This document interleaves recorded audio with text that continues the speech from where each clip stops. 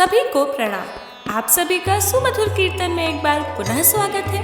आप सभी को चैत्र मास के शुक्ल पक्ष की एकादशी कामदा एकादशी की बहुत ढेर सारी शुभकामनाएं। आज इस वीडियो में हम श्रवण करेंगे चैत्र मास के शुक्ल पक्ष की एकादशी कामदा एकादशी महात्म व्रत कथा।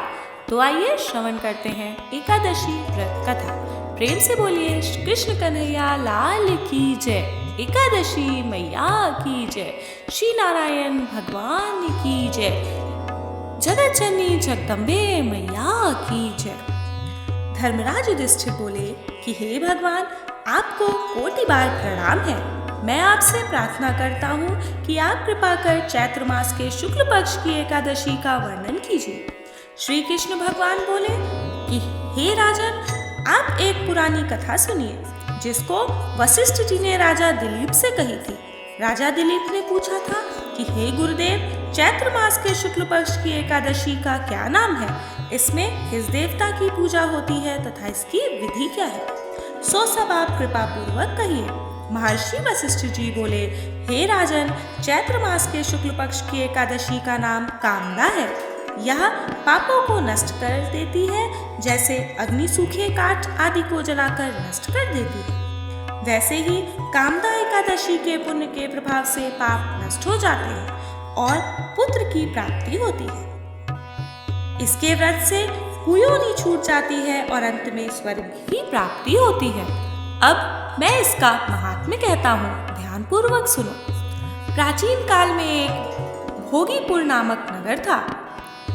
वहां पर अनेक ऐश्वर्यों से युक्त पुंडरीक नामक का एक राजा राज्य करता था। वहां अनेकों अप्सरा, गंधर्व, किन्नर आदि वास करते थे। उसी जगह ललिता और ललित नाम के स्त्री पुरुष अत्यंत वैभवशाली घर में निवास करते हुए विहार किया करते थे। वे दोनों एक दूसरे को बहुत प्रेम करते थे और अलग हो जाने पर व्याकुल हो जाते थे। एक समय राजा पुंडरीक गंधर्व सहित सभा में शोभायमान थे। उस जगह ललित गंधर्व भी उनके साथ गाना गा रहा था और उसकी प्रियतमा ललिता उस जगह नहीं थी। इससे वह उसको याद करने के कारण अशुद्ध गाना गाने लगा। नागराज करकोटक ने राजा पुंडरीक से इसकी शिकायत की। इस पर राजा पुंडरीक ने श्राप दे दिया कि अरे दुष्ट, तू मेरे सामने गाता हुआ भी अपनी स्त्री का स्मरण कर रहा है। इससे तू कच्चे मांस और मनुष्य को खाने वाला राक्षस होगा। तू महापापी है। अपने कर्म का अब तू फल भोग। राजा पुंडरीक के श्राप से वह ललित गंधर्व उसी समय एक विकराल राक्षस हो गया। उसका मुख भयानक हो गया। उसके नेत्र सूर्य चंद्र के समान प्रदीप्त होने लगे। मुंह से अग्नि निकलने लगी। उसकी नाक पर्वत की कंदरा के समान विशाल हो गई और गर्दन पहाड़ के समान लगने लगी। उसके सिर के बाल पर्वत पर उगने वाले वृक्षों के समान दिखाई देने लगे। उसी की भुजाएं 2-2 योजन लंबी हो गई। उस तरह उसका 8 योजन शरीर हो गया। राक्षस हो जाने पर उसको महान दुख मिलने लगा और अपने कर्म का फल भोगने लगा। जब ललिता को अपने प्रियतम ललित का ऐसा हाल मालूम हुआ तो वह बहुत दुखी हुई। वह सदैव अपने पति के उद्धार के लिए विचारने लगी कि मैं कहाँ जाऊं और क्या करूं। वह राक्षस घोर वनों में रहने लगा और अनेक प्रकार के पाप करने लगा। उसकी स्त्री ललिता भी उसके पीछे पीछे जाती और वह विलाप करती रहती। एक दिन वह अपने पति के पीछे घूमते घूमते विंध्याचल पर्वत चली गई। उसने उस जगह श्रृंगी ऋषि का आश्रम देखा। वह शीघ्र ही उस आश्रम के पास गई और उस ऋषि के सम्मुख जाकर विनय करने लगी। उसे देखकर श्रृंगी ऋषि बोले कि हे सुबगे, तुम कौन हो और कहाँ किस लिए आई हो? ललिता बोली, हे मुनि, मैं वीर धनवा नामक गंधर्व की कन्या ललिता हूँ। मेरा पति राजा पुंडरीक के श्राप से एक भयानक राक्षस हो गया है। उससे मुझको महान दुख हो रहा है।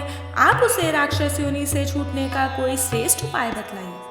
तब श्रृंगी ऋषि बोले, अरे गंधर्व कन्या ललिता, अब चैत्र मास के शुक्ल पक्ष की एकादशी आने वाली है। उसका नाम कामदा एकादशी है। उसके व्रत करने से मनुष्य के समस्त कार्य शीघ्र ही सिद्ध हो जाते हैं। यदि तू उसके व्रत के पुण्य को अपने पति को देगी तो वह शीघ्र ही राक्षस योनि से छूट जाएगा और राजा का श्राप शांत हो जाएगा। मुनि के ऐसे वचनों को सुनकर ललिता ने आनंद पूर्वक उसका व्रत किया और द्वादशी के दिन ब्राह्मणों के सामने अपने व्रत का फल अपने पति को दे दिया और भगवान से प्रार्थना करने लगी, हे प्रभु, मैंने जो यह व्रत किया है उसका फल मेरे पति देव को मिले, जिससे उनकी राक्षस योनि शीघ्र ही छूट जाए। एकादशी का फल देते ही उसका पति राक्षस योनि से छूट गया और अपने पुराने स्वरूप को प्राप्त हुआ। वह अनेक सुंदर वस्त्रों तथा आभूषणों से अलंकृत होकर पहले की भांति ललिता के साथ विहार करने लगा। कामदा एकादशी के प्रभाव से वह पहले की भांति अब अधिक सुंदर हो गए और पुष्पक विमान पर बैठकर स्वर्गलोक को चले गए। हे राजन, इस व्रत को विधि पूर्वक करने से समस्त पाप नष्ट हो जाते हैं। इसके व्रत से मनुष्य ब्रह्म इत्यादि के पाप और राक्षस आदि की योनि से छूट जाता है। संसार में इससे महान कोई दूसरा व्रत नहीं है। इसकी कथा व महात्म्य के श्रवण व पठन से वाजपेय यज्ञ का फल प्राप्त होता है। प्रेम से बोलिए एकादशी मैया की जय, कृष्ण कन्हैया लाल की जय।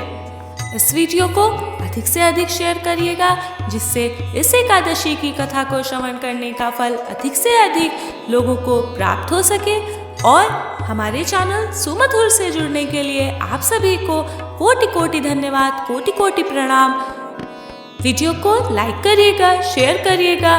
मिलते हैं अगले वीडियो में अगले भजन या अगली कथा के साथ। अपना स्नेह और आशीर्वाद इसी तरह बनाए रखिए।